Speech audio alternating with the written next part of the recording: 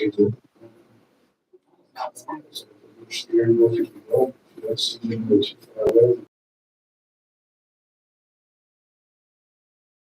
lives to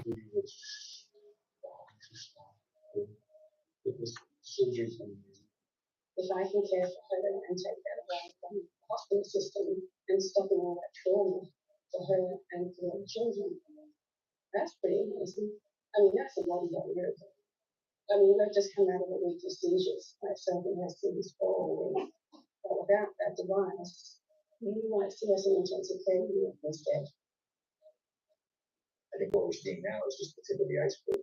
The advances we're making to make devices even smaller and smaller, new devices, new ways of recording seizures, I think are going to result in the relatively near future in new technologies. What was expressed by many of the parents with children with DRE and the clinicians who help take care of them, the whole team that helps take care of them, was a kind of overwhelming feeling of hope. Not everyone has had their epilepsy cured, but they've been given hope. And I think it's such a powerful thing going forward. People are continuing to look for new ways to treat epilepsy, and that even those who we might not have a cure for now, we might in the very near future. Hope, for me, means that we never give up. When there's something new, when there's an advance, when there's an innovation that comes along that could potentially improve their quality of life, it's something that we must and should revisit with the parents. My hope in the future is that she can live a life without me in it 24/7 like we are now, and to be productive, have a job, to have relationships. She wants all the same things. She wants to go to school, have friends, make movies, just to be productive.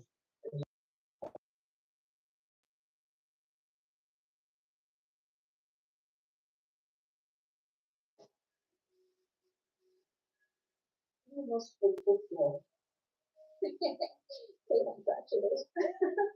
Because every day I come home from work and I get the biggest hug and lots of love.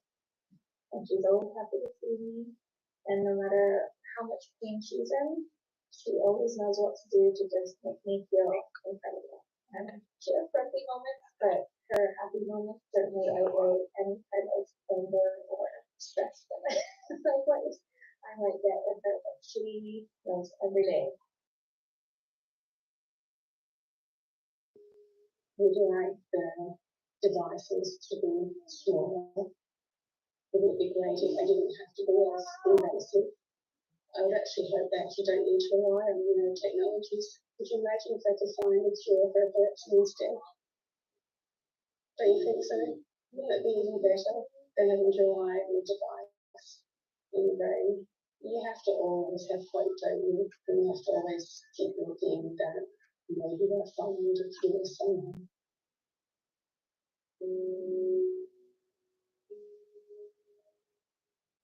I want to freestyle on epilepsy. I want to, I not want to try it from being my personal nurse. Oh, but we are all in this together.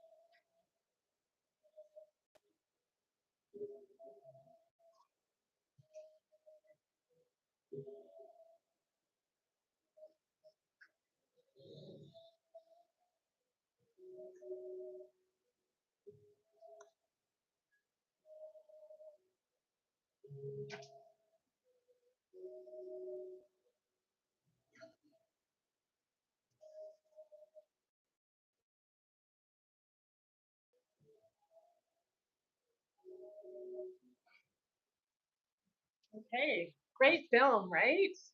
I think the best thing about that is how much hope it can provide families that are trying to navigate this journey of epilepsy. And we're so fortunate to have some experts here from the Comprehensive Epilepsy Clinic, and they can answer your questions. Oh, I was going to warn people, we're going to turn the lights back on if everyone's okay with that. Okay, so I guess from this point, we do have some questions from some people that have been joining us online. But I think at this point, I'll open it up and see if anyone has any questions. I actually will let the panel introduce themselves first, and then we can go from there. So, Sandrine, I'm Sandrine here, and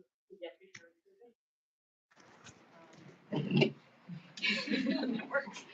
I'm Holly. I'm the epilepsy social worker with Epilepsy South Western Ontario. I'm Andrea Andrade. I'm the director of the PITS epilepsy program here in London, and I'm a pediatric epileptologist and I'm working here. Know many people. Yeah. I'm Amanda. I'm a nurse with the pediatric team in Children's London. Okay, so we've met the team. Are there any questions or comments that people have at this point? No? Did you like the film? Yeah. It's hard not to cry, I think. Avery, do we have some questions from people online then? I have a couple, yeah. Okay. So the first question is, how do we know which child/person will be best to get surgery? Who can have that device implanted? So you heard the question. Okay. Yeah. So I'm going to start to saying that there's specific centers in Canada and in Ontario specifically for adults and pediatrics that care for patients specifically with drug-resistant epilepsy. So the first step is usually have a consultation with the epileptologist, whether a pediatric one or an adult one, and then based on the history of the seizures, a set of studies, the EEG, the brain MRI, and looking very carefully to each case, personalized case, we generate an idea that potentially this patient may be a candidate for some sort of a surgical procedure. In order to do that, typically it takes some time to understand the brain, depending on which type of epilepsy we're dealing with. And then once we have that plan in mind, then we call our colleague, who is the one that actually does the surgery and either implants one of the devices that is called neurostimulation, whether the VNS, the vagal nerve stimulator, or the DBS, the deep brain stimulator that we do both here in London, or whether a patient is a candidate for resective surgery or an investigation with a stereo EEG. We also have the ability to look into those technologies. We have been very grateful with a donation from the Children's Health Foundation and some major donors from the city that gave us the ROSA, the robotic arm, that allowed us to implant as well, allowed Dr. De Roque to implant the stereo EEG and allowed me to read the brain waves and help her to figure out which areas of the brain may be being able to be safely removed. I think to add, if you start, you have somebody has a neurologist, those neurologists in the city or in the province have to identify and then send to the referral center.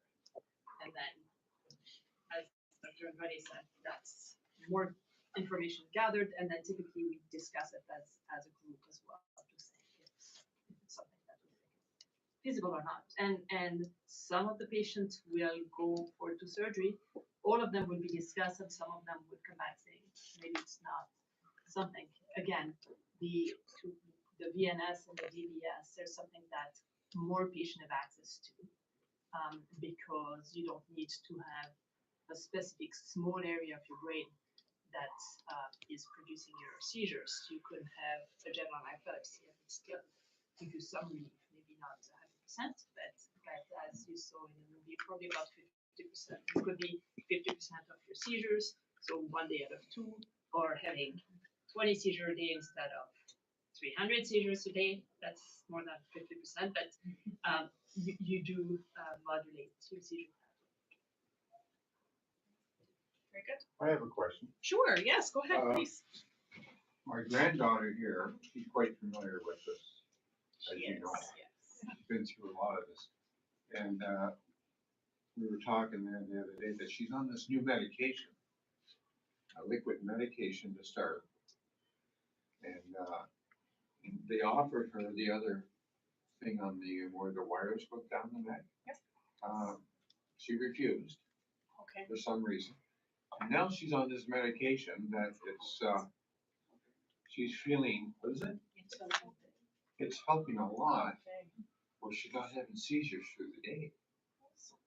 Like, yeah, some, but not as many. Okay. And it's something new out, as she said. And thank God. Right, yeah.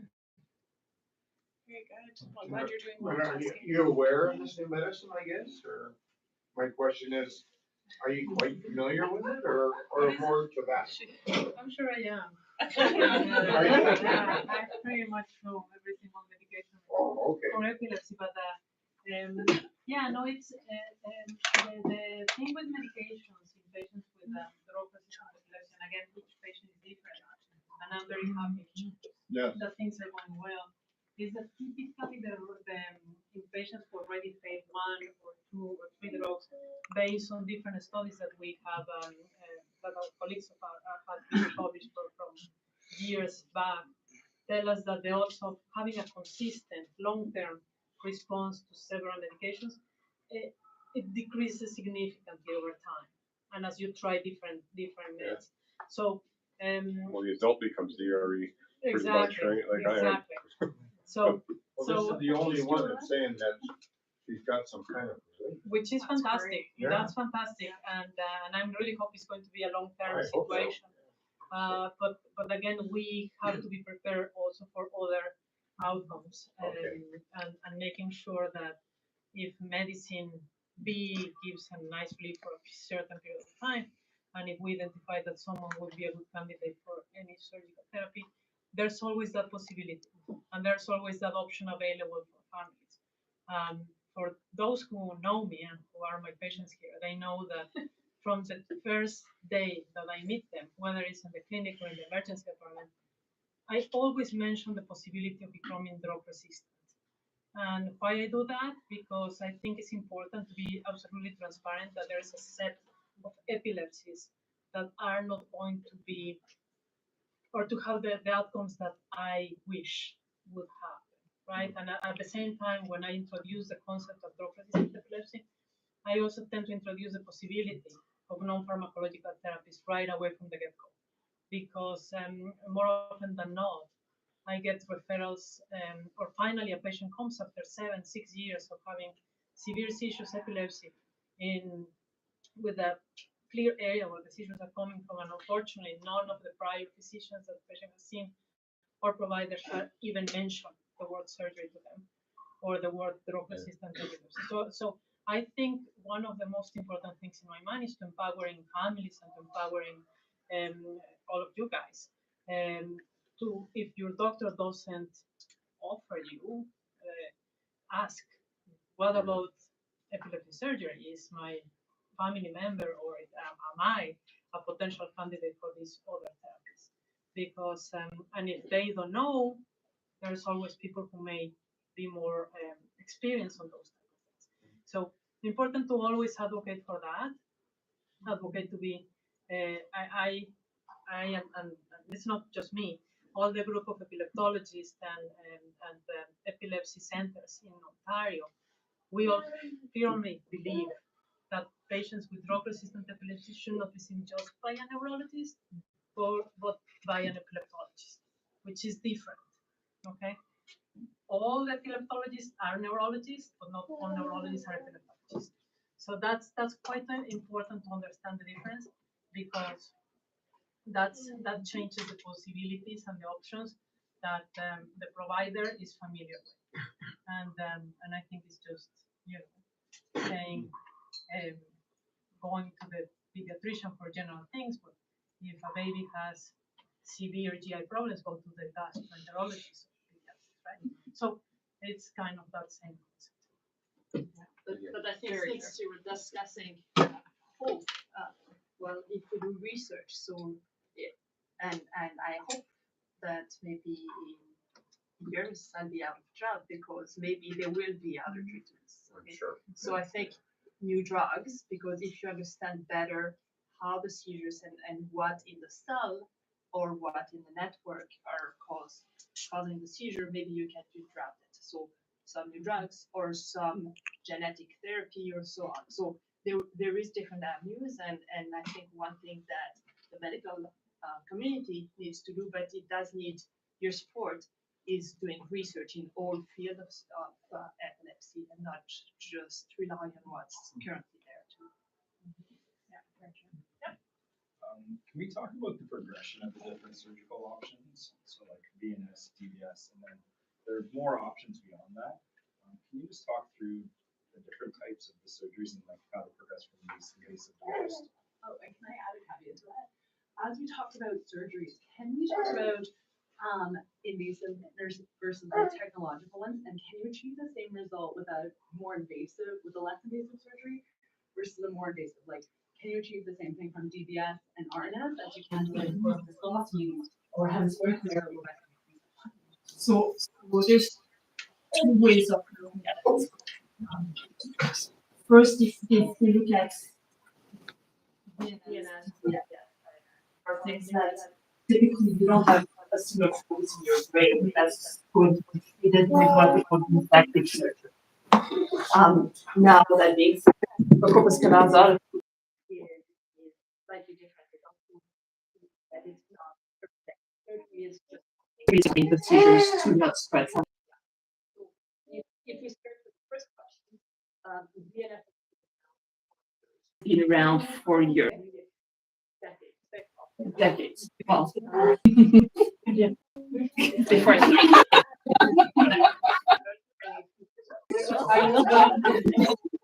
but we still don't understand exactly why. It was a bit of a look at the beginning, and it worked, and we continue to do it.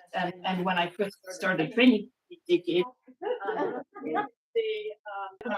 30% of the patients that would have 30% seizure help. And now we are saying 50%, and actually for some seizure, we go to 50, 60, 70%. Okay. It's less invasive. So basically what happens, you put a little electrode around the nerve that's in your neck, and the battery is rather small. And what you can do is it involves the brain, which is going to kind of have a feedback in the brain. And we know that unlike medication, where you tend to have a good response for a month and then it fades away. Actually, the VNS is the other way around. So at first because we started at a low level, but second because the brain needs that feedback to kind of stop. It works better first than it works after. now that being said, there is a risk of infection. Put for the body. Net, but it's just a net. Okay? Now if you go to DBS, you're now in the brain. So it is a bit more invasive.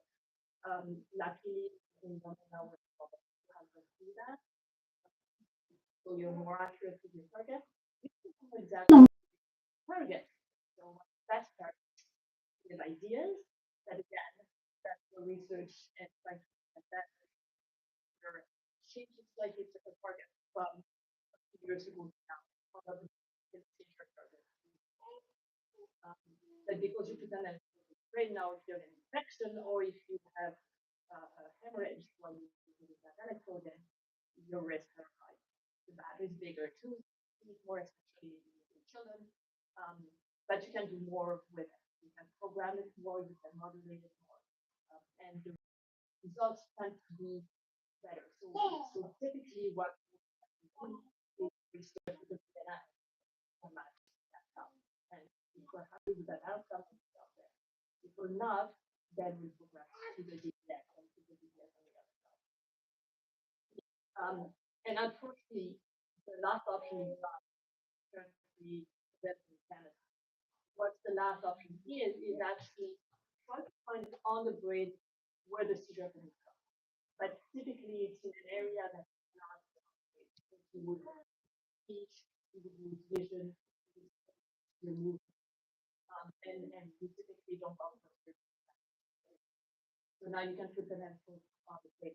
So again, it engages. It's actually probably one of the because now we need bigger, bigger hole. And you also have bigger, but because it's targeted to an area where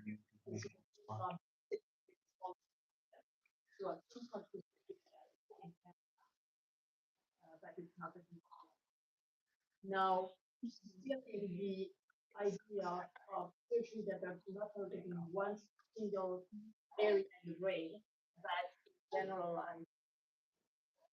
We have a bridge that's right.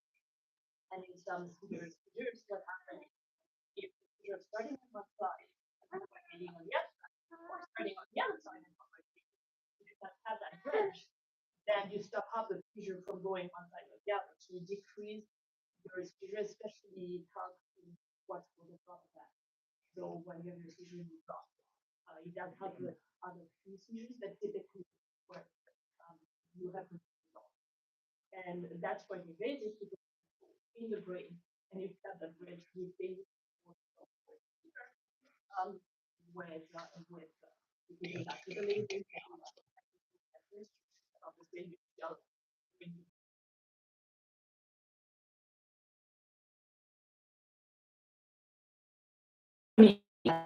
is actually in a bad shape. The other side is doing well. And you want to isolate that disease side from not only from the other side, but also from the rest of your body. So it continues to have seizures, but on its own, and nobody sees it. Okay? And because it's not propagating to the rest of the brain or the other side of the brain can continue to do well. And in case of children, continue to progress and achieve the milestone. In case of adults, well, you can have full independence and you have no seizures. It is amazing because you connect that whole half brain from the body, which means you're going to have side effect, which means the half brain, the half body that's controlled by that half brain is not going to work as well, like if you were to have a stroke on that side. Okay. And then in specific cases, your seizure coming from a really small or slightly larger area of your brain that actually you don't need that much. It's just still a little burning fire starting there, and then it propagates to the rest of the brain. But if you're able to remove that area, then you're able to cure the seizures.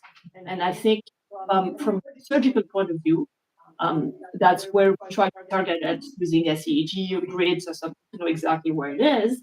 But it's also the most rewarding because you take a small piece of the brain and you know that your chances of being seizure-free are about high.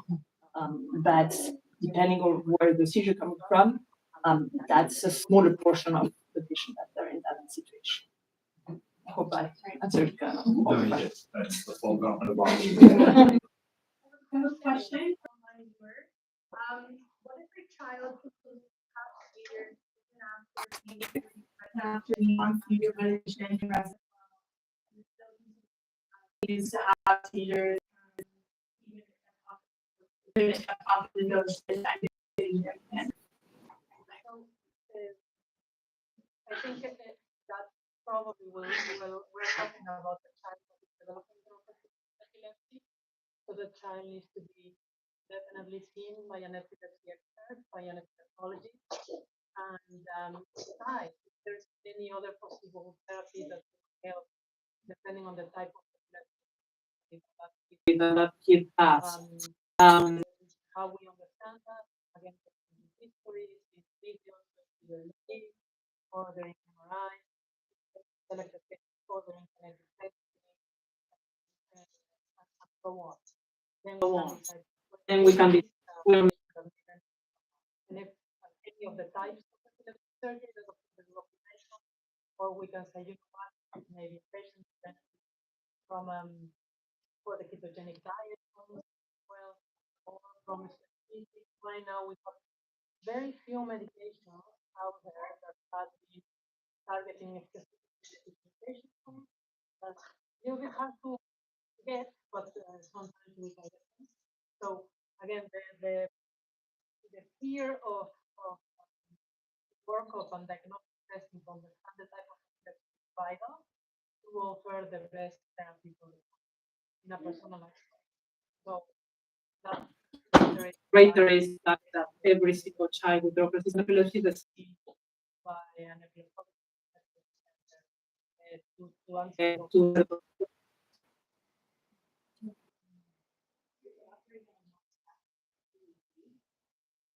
in order to learn. So, typically, we start with the people to bring the patient forward. If I'm patient from specific location, we put the record right back to try to understand where we are going from. There's an abnormality to the MRI matches that, and we try to answer the other question. Well, now we know more or less have an idea what the question now is this an area that my colleague Dr. Burrutia can safely remove without causing problems. So I need to understand whether there's function surrounding it. In order to answer that question, we have a colleague from neuropsychology to help understanding cognition, the ability for related question. We can do functional MRIs and so on to try to answer those questions. So, in a nutshell, we are two ways to offer a surgical procedure that will their seizure freedom without any side. And we do a bunch of things to targeting where the seizure coming from versus is there anything important from this. How might they be useful? So that depends. Obviously, we have limited resources, and we are quite few. And so we go by severity more or less, and gratefully we have a lot of support from our leadership in Children's Hospital, and we have a very green light triage patients depending on how severe their epilepsies are. So if somebody is having significant impact in their life, if seizures admitted to the hospital multiple times, we try to expedite or bump those patients out and try to offer something a little bit soon. But let's say with somebody who is relatively okay, typically it will take, I would say, average a year of all things. 6 months a year.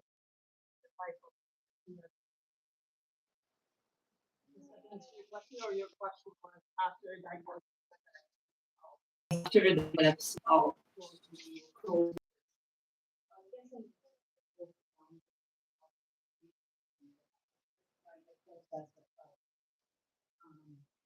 yeah, I just would wonder how if you could pinpoint what fear is, how early going to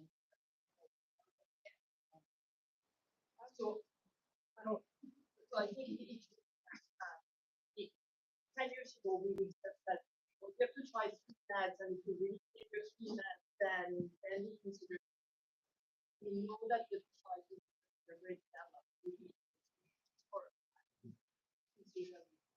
and therefore when we start to see that they fail one net and they feel like they start to be on the grade level and yeah sure we try it.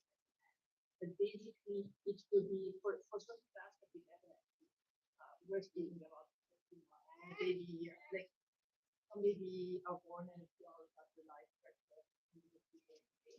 and it goes to the operating.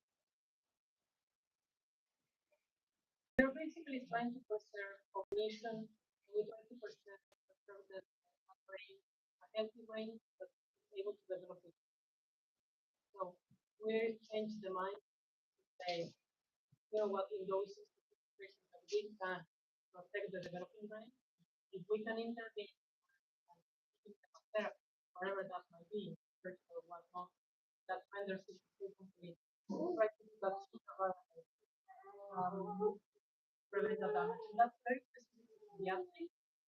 And I think nowadays the tendency of how to work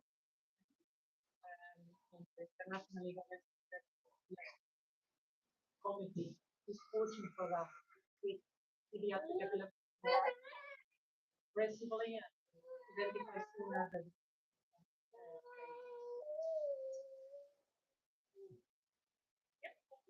When and how do you decide to so we typically do the surgery the plan whenever we have an idea what is coming from, but we really want to find the boundaries between that very important area that helps with the movement or the language and try to piece out the help from the root area of what is to get what area of the families to have an idea of what in terms of number of freedom potential and deficit sometimes also the community of not fully concordant or some of them are not really matching that well, or some of them are a little bit giving us a remote or a business area at this side, then we can interrogate both directly together to say, okay, that area that is on the bed or in the video was not really doing that much or really so whether those the first time are not quite matching or whenever we want to really piece out between an area that carries function with an area that those particular have a normal EEG that have another for those patients typically they have a not all of them are like a whole individual surgery.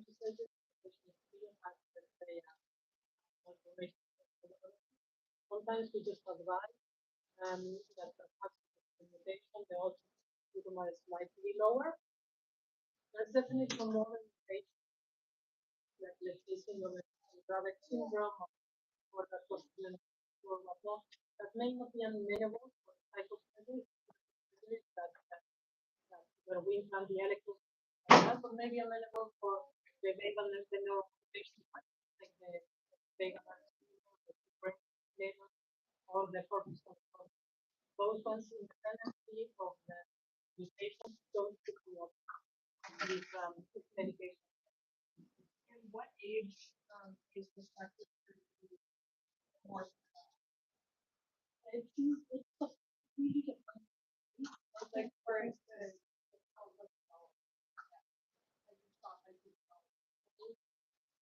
yeah, so I think that, you know,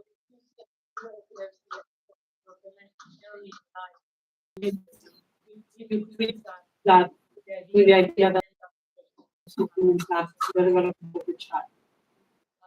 Patients where we see a clear magnitude of brain MRI that is much in an area that is important and they found. I think those are also say, but are not really that much dependent. There's some pros and cons of depending on the age. For instance, MRIs can help treating in very young children. EEGs start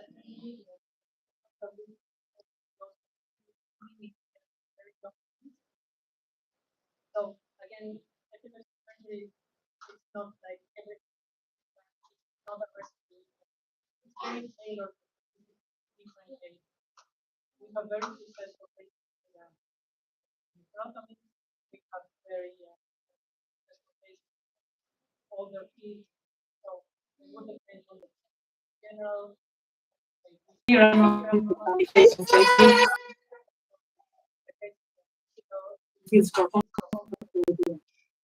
think you have to remember that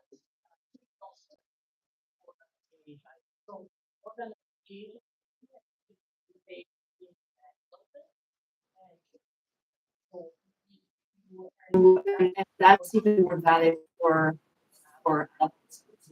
We see adults that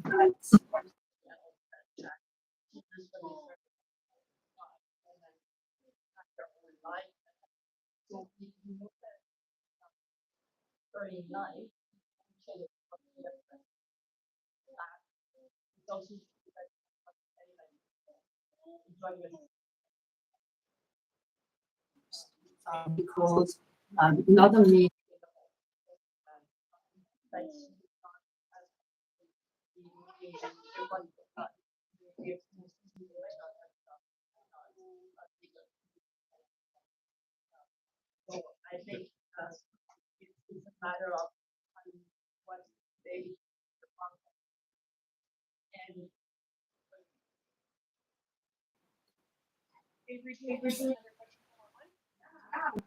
How long is the process of testing to figure out what kind of surgeries are available?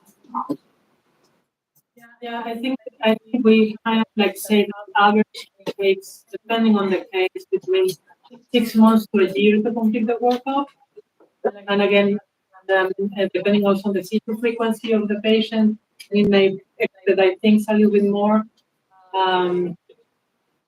So I would say average 6 months to a year.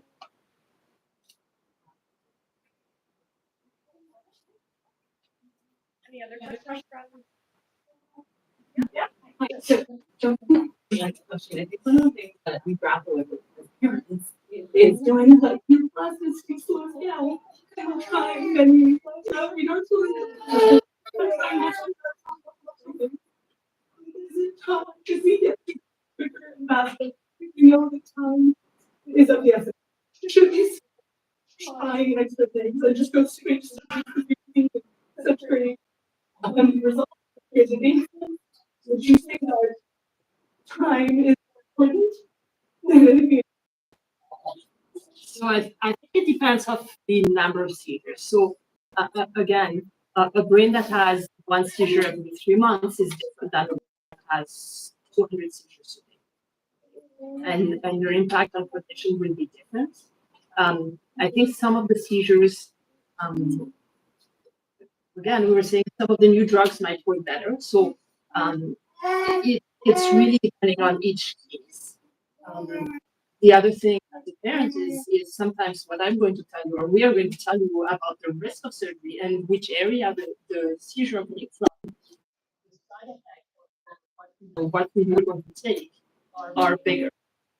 And therefore, in a frontal epilepsy where we have a lesion, when we really see and we have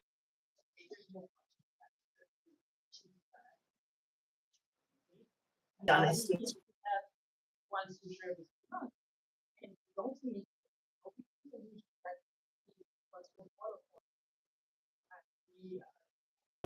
actually think the placement of, well, that answer is not as easy because you're going to say, well, do you want to have less, not be able to control your arm, for example, with a chance of being seizure free, that's probably around 70%.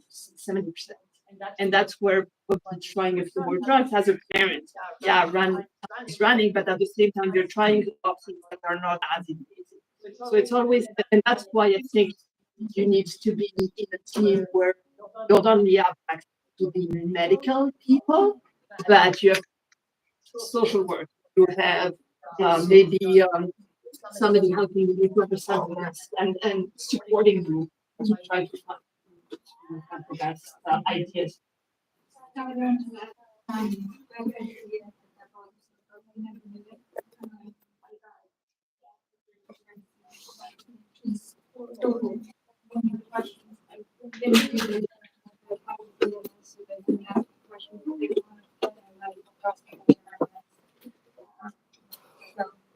Anyone wants to ask questions? And we'll help you guys.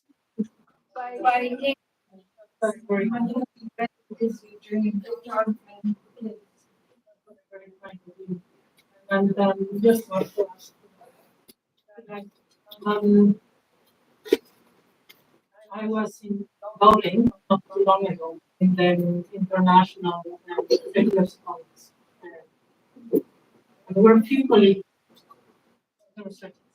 that they were saying that they were saying that maybe it's a very provocative thing, and I would say exactly what there's going to be a time that we are going to see drugs, and if you don't know that surgery is the best way to go, offering first time to baby, where they would know that they are great and that they are not going to die. It's a provocative question. We are so used to always thinking patient first. But I think just based on what I see across the world, what I see my colleagues talking about, what we've seen in publications, is that potentially we're moving into a place that more people are going to start trying less med and act more quickly. Implant the DNA in certain cases, or to also to do a steroid use. So I think thank God the field is evolving, and it's a out there from basic science to clinical research, and then gathering together for all of us to understand better what can we have. And that's I think for us, and just singular here, motivate us to keep learning, to keep understanding this better, and to try to do our best to offer guys have availability of those therapies to all of you. So, That is why progression from this invasive. Is there a time neuroplasticity slowing down? Me having the surgery at 4-year-old, is there an age you feel like, you start slowing down, the brain starts changing? Is there an age by this point you should really try more invasive surgeries? So one thing, there's a really and we know that continue to connect and disconnect over time, even as a that we know that some functions such as language, for example, you have a turning point around 6. Okay, so in cases where we know that the whole hemisphere or an area is involved, we like to operate on it before. So if we need to do an epispirotomy on the left side, um, and we know that language is going to, in most people, be on that side, we'd rather do it before the age of 6 because we know that they might have a time where they can't speak, but they'll turn.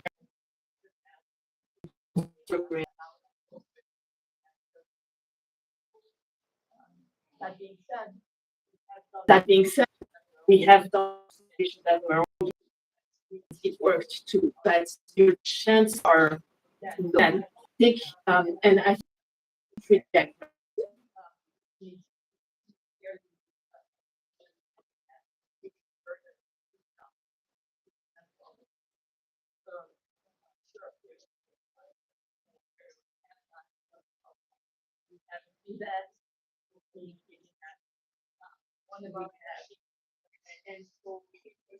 towards that, but we tend to offer surgery quite early.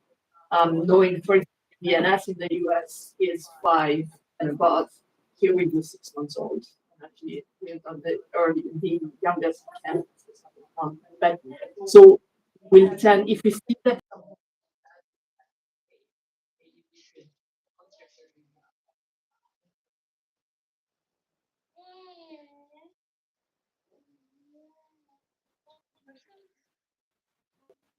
just, at what point would a child still having seizures when they were medicated? Which if you confer with a new med, for example, this year that would help. And how many child that's that is so if we don't also deal with let's say with traits with drop A, we would like to potentially, depending on the amount of seizures that the child was having before diagnosis, typically what we do is escalate the dose quickly, okay, and see if that has an effect in the decreasing the seizures. In my experience, majority of the times when we introduce medication A, we may see a little bit of a response. If they don't respond at all to medication A, let's say even with a rapid escalation in a couple of weeks, then I start thinking, oh my goodness, this patient may evolve into a drug-resistant epilepsy. Parents are really good, and we have a very good system of calling us. And Amanda would let me say otherwise, and let us know whether medications are working or not. If medications have not working and we're in a relatively therapeutic dose of medication, try to introduce the drug kind of right away. If that does help, I right away start activating the, okay, let's start ordering the pre-surgical evaluation if that's appropriate, bring them to the EMU, change them from I have two the easy, I call them the easy epilepsies that I see on my own, and they're patients with one medication are well controlled and live happily ever after. And then I have the epilepsy clinic where I see patients with drug-resistant epilepsy. So I move that patient to my comprehensive epilepsy clinic with all my team is there, help us to facilitate and expedite testing. In the meantime, if testing takes time, we try other meds or try to adjust based on our EEG, MRIs, things like that, do genetic testing if necessary. And then, if appropriate, and gather all the information, and we expedite right away to present in seizure conference. So to see if that patient may be a candidate for epilepsy surgery or whatnot, or we'll right away refer to, let's say, the ketogenic diet program to offer ketogenic diet. So I think the difference between a neurologist and epileptologist is that sometimes my colleagues in neuro, when they are drug-resistant epilepsies, they tend to hang on medications for a long time, accept medication, accept seizures in the spite of medication, things like that. Don't. We tend to be more aggressive and faster in expediting those things. And if a patient is a good candidate for the keto diet, then we right away to implement that or put the BNS right away. I think we also have a record the fastest diagnosis to BNS place. That I think was 3 months or so from diagnosis, something around those lines. So we, and I'm very proud because this is, I would be been able to do this alone. I have a fantastic team of professionals, nursing staff, social workers, obviously my teammate here who is the one who does the surgeries, things like that, that help us to have that process to bring those patients right away to our competitive epilepsy program and offer those. So again, and maybe I didn't answer your question because I don't tend to hang on medications too much. And if I see drug resistance, sure, I change medications more quickly than potentially some of my colleagues from neurology out in the community. How do people have a physician? How do they know if they're an epileptologist or a neurologist? So how would people find that out? I would say an epileptologist usually is going to be one of the epilepsy centers. I think in order to ask for an proper epilepsy evaluation, I think Ontario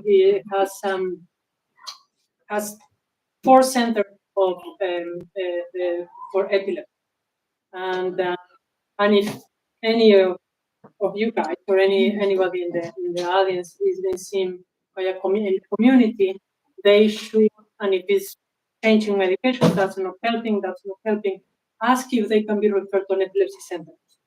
Whether it's McMaster, whether it's Kids or CHIO, I think it's worthwhile for every single child with DRE to be seen in an epilepsy program and see if they can be candidates for any non-pharmacological therapies, genetic testing, or other things we can offer. Adrian? Online I kind of covered it in the film, but what would you say is the most benefit? I think in my mind, and that's why I'm so passionate about epilepsy surgery, and I'm maybe a little bias because that's been the focus of my research and my main interest, is the fact that as of today, and again, maybe in 20 years or whenever we retire, it's a different story. But as of today, is the only therapy that can reach epilepsy. Not in every case, but definitely the change is impressive. From and the effect that it has in changing the quality of life or the life of patients with epilepsy. And I think that is why we try to, and that's what I tell families. I say, like, if I can find a way to offer you the therapy that is going to give you the greater chances to achieve seizure freedom, I'm going to do that. Because epilepsy, in my mind, and epilepsy in general, it's a chronic condition that affects the quality of life of people, families, community, and we try to offer what we have right now that is proven to help, and as much as possible. Hopefully, one day, as Dr. De Lopez says, she will be out of job, and we can do genetic therapies and very fancy stuff. But I think as of today, these are the most effective therapies for select cases. Unfortunately, I wish I could offer that to every single of my children, but at least we try, and we try to answer the questions and try to understand the epilepsy better.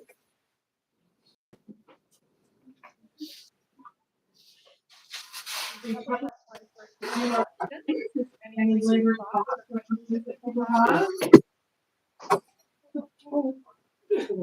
I agree.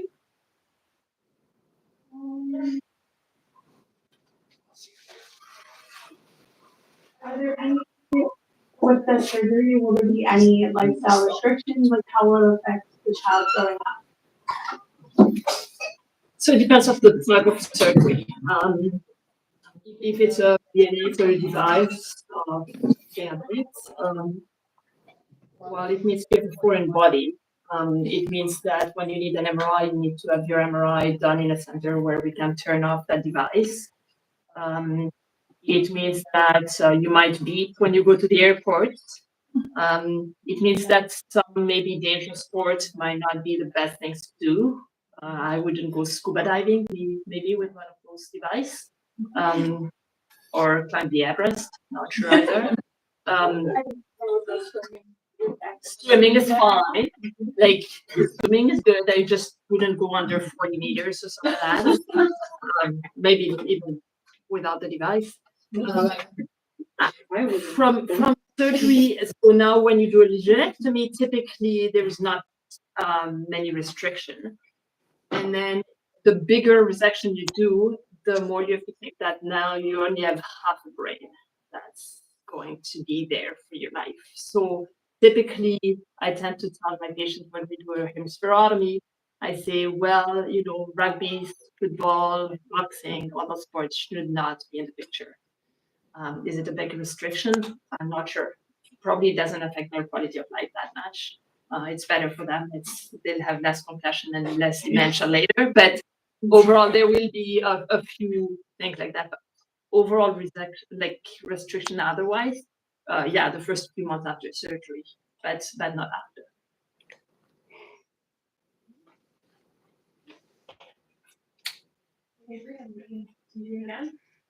Questions?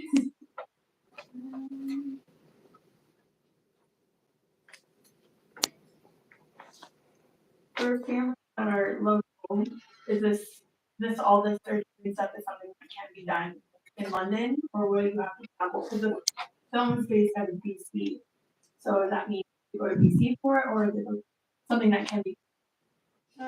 No, so one thing, not in the pediatric work, but so everybody knows, London is the biggest center from an epilepsy point of view with our adult epilepsy center, right? It's one of the first center, and it's the biggest one in London.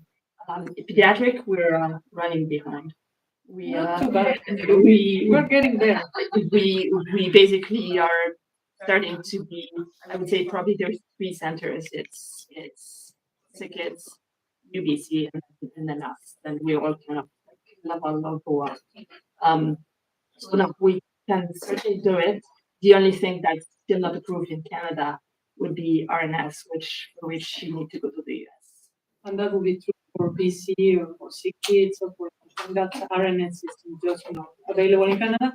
Other than that, the DBS, the DNS, the stereo EEG with the robotic arm, radio frequency thermocoagulation, that's actually not actually where the for this advertising, we're the only ones who are doing that.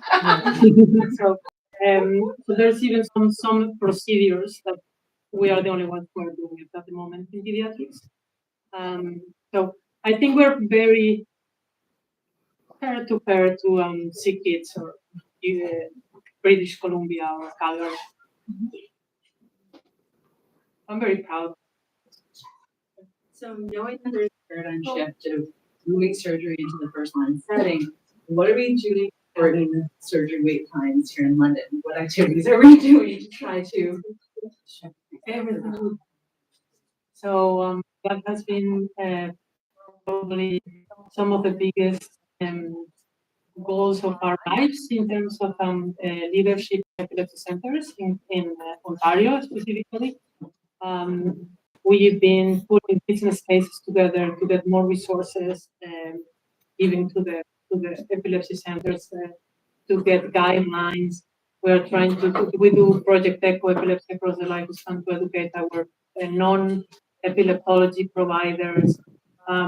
We are creating a new group that is called Open Ontario Epilepsy Network. So we're really trying because we are all short of resources. Whether it's short of architects, and I'm sure many of you guys have been aware of that, where it's short of beds available to be in your the MRI resources that sometimes, oh my goodness, my MRI is from 2025 and we have to be like begging radiologists to go ahead and sooner. Now, thanks God, we have full-time neuropsychologists. For the longest time, we have like one day of neuropsychology for all our pediatric population. So we are getting there and we are pushing our leadership in the hospital, our leaders from the province, our Ministry of Health. But of course, the work that Michelle and all the agencies also do to create awareness and support the lives of the community is like incredible. And again, that's why we're best friends with ESWO and they go also to knock the doors of the ministry of health and say like, hey, there's like all these families and all these patients here and all these people living with us. So it's a lot of work, but we are trying.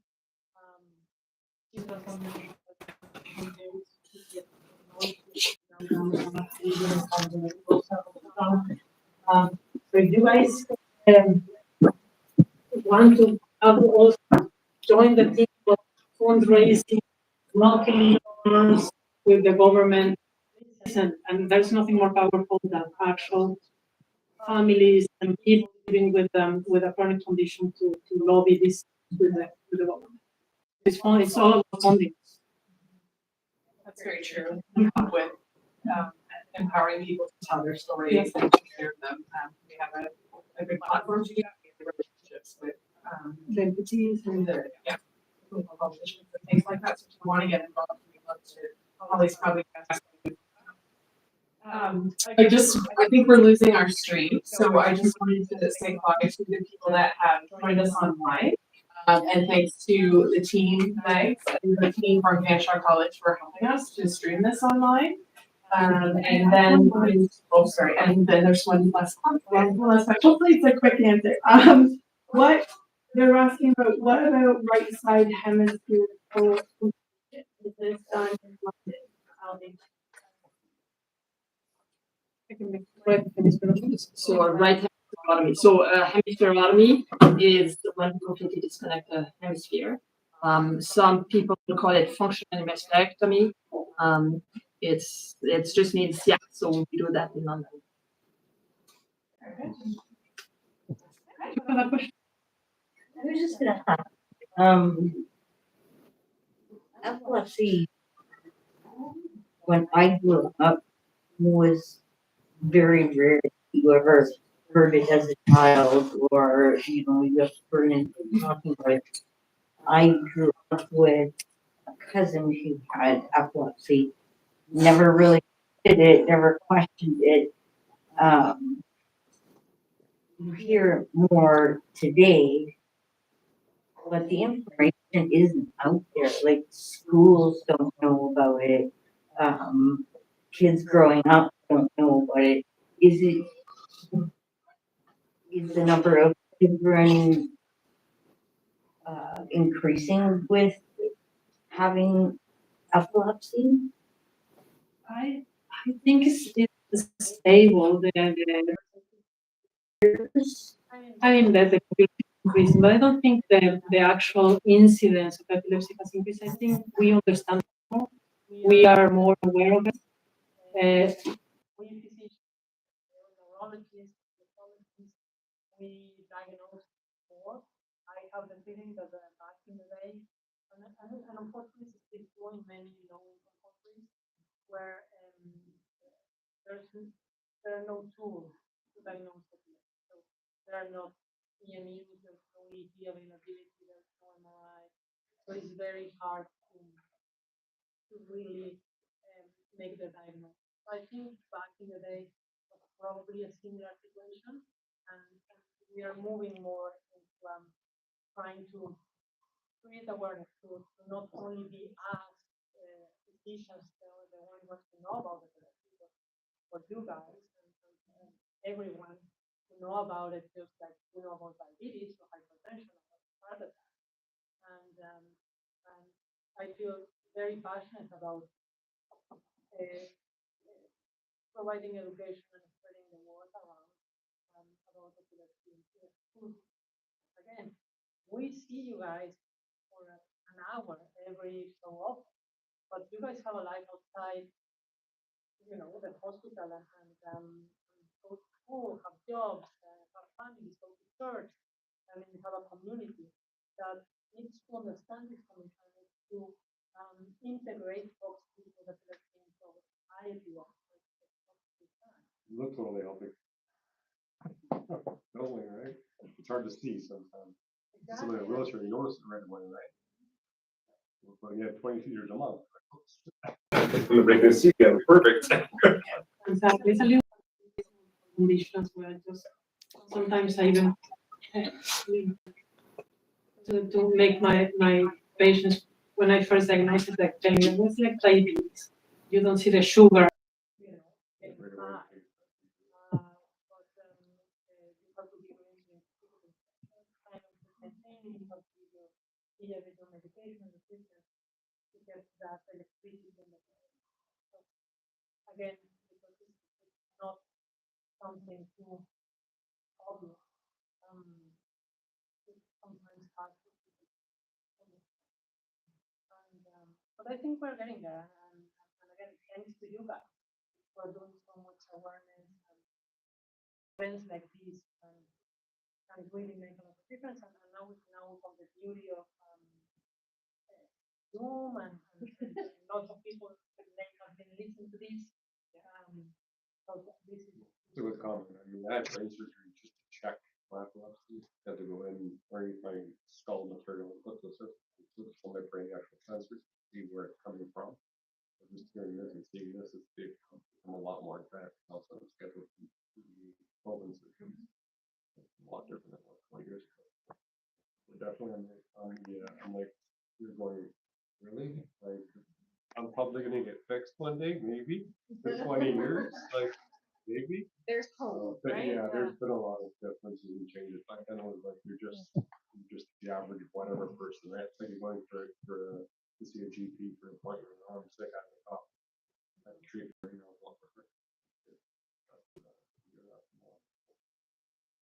I think we've come a long way, and even socially, I think treatment is much different.